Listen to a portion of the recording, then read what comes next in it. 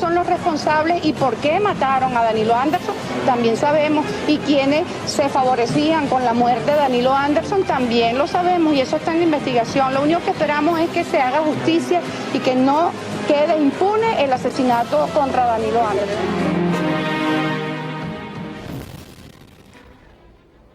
9 de la noche. El tema de hoy es un tema que todavía tiene interrogantes y pocas respuestas. Recuerdo perfectamente bien la noche del 18 de noviembre del 2004. Me encontraba transmitiendo el Aló Ciudadano desde Maracaibo, el día de la Chiquinquirá. Y aproximadamente a las 9:35 de la noche, en la ciudad de Caracas se produce una explosión. Corren los equipos de noticias, los equipos de seguridad, y se determina que un carro explotó, y este carro que explotó, quien conducía el vehículo había muerto como consecuencia. No se sabía quién era. Luego se supo, a los pocos minutos, que se trataba del fiscal Danilo Anderson. El fiscal Danilo Anderson tenía como 400 investigaciones a su cargo. ¿Y qué ocurre? Muere. Hay una serie de interrogantes al respecto. Nos comunican a nosotros que estábamos en Maracaibo, desde la central de Globovisión en Caracas, que por el acontecimiento, la forma y cómo se desarrolló, suspendíamos el Aló Ciudadano del día siguiente, que se trataba de un festival gaitero. Después se decretan 3 días de duelo en el país. Este caso demuestra cómo se manejó y se maneja la justicia en Venezuela.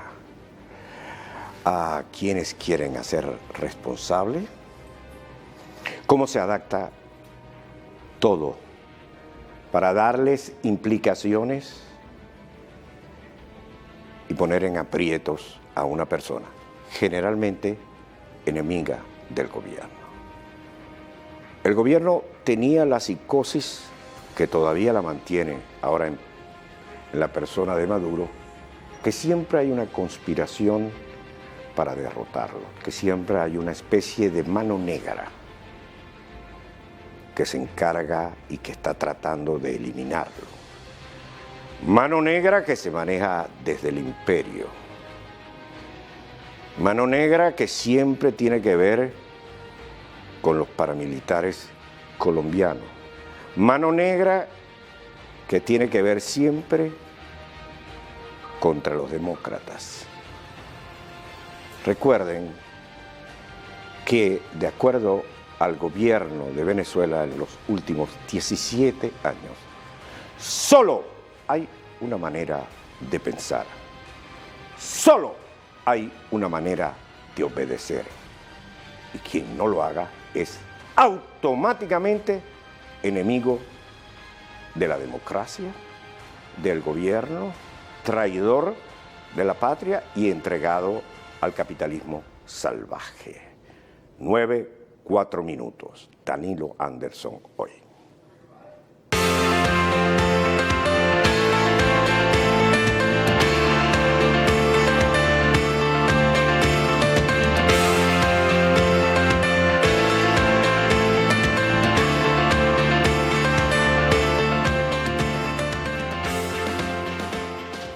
Beatriz, buenas noches, ¿cómo está? Muy buenas noches, ciudadano, muy bien, gracias. Hoy vamos a tener un programa interesante, todo bien cargado de noticias, un esquema claro de sí. investigación interesante. Beatriz, ¿qué ha pasado en la bolita del mundo? En la bolita del mundo ciudadano, el Reino Unido vuelve a hacer noticia y esta vez con el informe Chilcot, en donde pues, se concluyó que al señor Tony Blair, ex primer ministro, se le advirtió de la caja de Pandora que se abriría en aquel momento de ir a una guerra con Irak. Ya sabemos todos de las repercusiones en todos los atentados terroristas que se han desencadenado a raíz de esto, y se dice que debieron intentar métodos más pacíficos. Vamos con un reportaje de la EFE que nos detalla los pormenores. ¿Qué le parece? Duras críticas para el ex primer ministro británico Tony Blair tras la divulgación del informe sobre la guerra de Irak de 2003, por haber autorizado la invasión con pruebas de inteligencia no justificadas y sin haber agotado la opción pacífica. El antiguo funcionario John Chilcot publicó hoy su extenso y exhaustivo informe sobre la guerra de 12 volúmenes, después de 7 años en los que evaluó miles de documentos oficiales, interrogó a testigos e interpeló a políticos. Chilcot colocó el peso de la responsabilidad en Blair y desveló el alcance de su alianza con el entonces presidente de Estados Unidos, George W. Bush, a quien en 2002 le prometió apoyo incondicional para invadir Irak. Las conclusiones del documento son tan contundentes que el ex primer ministro Blair compareció poco después ante la prensa para reconocer que la información de inteligencia había sido errónea y sus consecuencias mucho más sangrientas y prolongadas de lo esperado. Dijo que está arrepentido, pidió disculpas y aseguró que asumiría toda la responsabilidad de sus actos. Bueno, una guerra que ha dejado a muchos en el exilio, muchas personas sin hogar, obviamente muchos de ellos sirios que han huido de Europa, de sus países, buscando precisamente protección. El día de hoy, ciudadano, 4.500 refugiados inmigrantes que cruzaban el Mediterráneo en un solo día, fueron rescatados por Italia. Se dice que en lo que va corrido del año, más de 200.000 migrantes han cruzado esta área. Así que son personas buscando salirse de esta violencia, buscando algún refugio y alguna solución. Muchos de ellos perecen con niños, con madres, con personas de tercera edad en el intento. ¿Cómo le parece? Bueno, y decían que precisamente a lo que desapareció Irak, como lo entendíamos antes, pues se fue fracturando. Después viene otra segunda invasión sobre Irak. Y la diferencia entre chiitas y sunitas y todo esto hace un cuadro terrible. Bueno, y ahora con Siria al lado. Y usted recordará que en aquel entonces Tony Blair estaba precisamente de la mano con George Bush. Entonces ahora y con Aznar de España. Exactamente. Entonces, pues las conclusiones del informe pues son bastante discientes. Yo creo que para todo el mundo ya se sabe cuáles fueron las consecuencias de haber ido a guerra con Irak.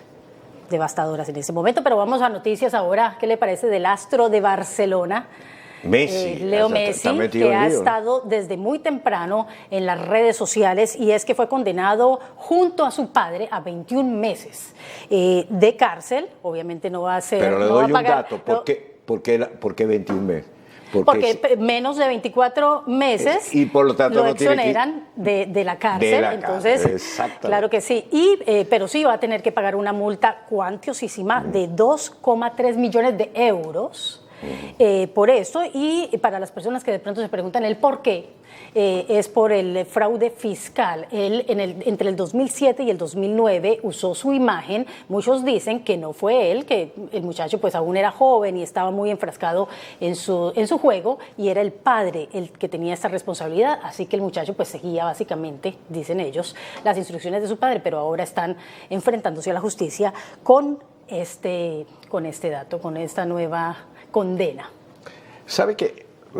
Volviendo atrás a la noticia de los refugiados y de que fue un error lo de Bagdad, etcétera, etcétera, lo ha utilizado mucho Donald Trump en su política interna. Claro que sí.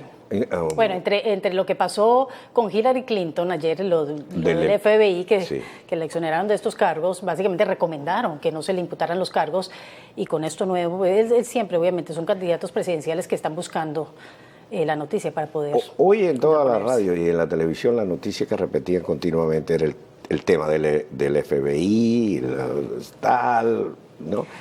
tenemos un reportaje especial también de la EFE en torno a lo que ha pasado con Messi, porque el Club Barcelona pues, le ha dado todo el apoyo. Vamos a ver. Bien. El astro argentino del Barcelona, Lionel Messi, y su padre Jorge fueron condenados este miércoles a 21 meses de cárcel en España. Un tribunal de la ciudad catalana los juzgó por un fraude fiscal que superaba los 4.600.000 al ingresar los derechos de imagen del futbolista a través de una red de sociedades en paraísos fiscales. Tras ser declarados culpables, se les impuso una multa total de más de 4 millones de dólares. La estrategia de la defensa pasó por desvincular al delantero de los supuestos delitos cometidos. Messi aseguró que él se dedicaba a jugar fútbol, ignorando por completo cómo se gestionaba su dinero y qué eran los contratos que firmaba. Pero la justicia indicó que existía una sospecha justificada de que los ingresos consecuencia de la explotación de los derechos de imagen no tenían un origen claro y nítido. Difícilmente el astro y su padre ingresarán a prisión al ser penas inferiores a 2 años. Bueno, y en más noticias del deporte, el atleta paraolímpico Óscar Pistorius fue condenado ahora por asesinato de su novia en aquel día de San Valentín en el 2013 a 6 años de cárcel. Esto ya se había tratado antes en los juzgados. En el 2014 había sido sentenciado a 5 años de prisión, pero ahora, eso en aquel entonces por homicidio culposo, ahora se dice que fue homicidio porque el dispararle detrás de la puerta, independientemente de que no haya sabido quién se encontraba detrás de esa puerta, pues fue un homicidio. Así que 6 años de cárcel ahora por el asesinato de su novia Riva. Inclusive en el juicio, él se quitó las prótesis que cargaba para demostrar lo débil que era sin esas prótesis, etcétera, etcétera. Pero claro, estamos hablando de un revólver de alta potencia, 6 disparos.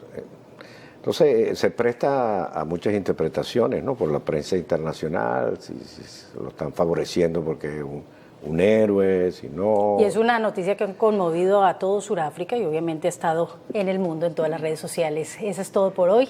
¿Qué le parece si nos vamos a una pausa? Magnífico.